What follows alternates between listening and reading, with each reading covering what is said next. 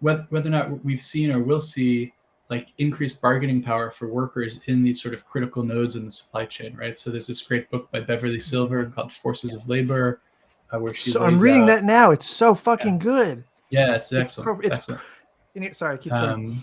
But this idea that like workers that find themselves in a critical node of production, a sort of choke point, if you will, have enormous leverage over their employers if they're able to seize it. And so this is like the story, perhaps most famously, of the sit-down strikes of the CIO in the 1930s, right? Like bringing the auto industry to its knees by selectively having sit-down strikes in like factories that were making key parts for cars and bringing the whole industry to a standstill. And so there's been all this talk for years now about like the shortage of semiconductors and different chips and all these things. And I've been wondering, like, are there unions forming and workers sort of seizing those opportunities in Taiwan and other places where there's like, especially with COVID, not just like shipping slowing down, but like the number of factories closing for COVID protocols, all over Asia. So just wondering if there's stories. I don't know if Van or Tim, if you've heard any sort of optimistic stories about union growth and workers sort of seizing those opportunities to improve working conditions, to increase wages, and to get unions recognized in places where I imagine it's been very hard in the past. That's a great point. Are you aware of anything, Tim?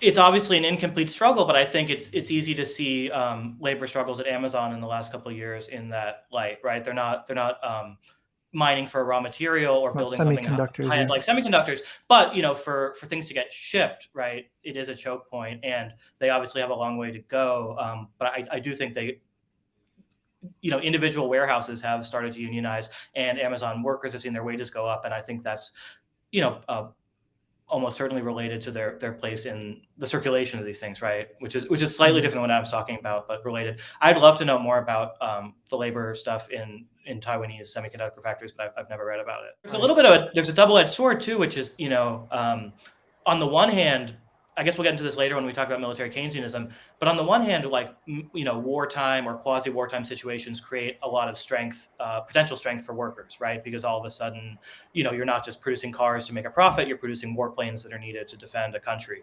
On the other hand, wartime can be an example of exactly this kind of democratic labor repression that Adam, talks about, certainly in other countries, but in the United States. Time for rights, no one remembers this, but the first time the federal government used federal troops to break a strike since the 1890s was in 1940, before the U.S. actually entered.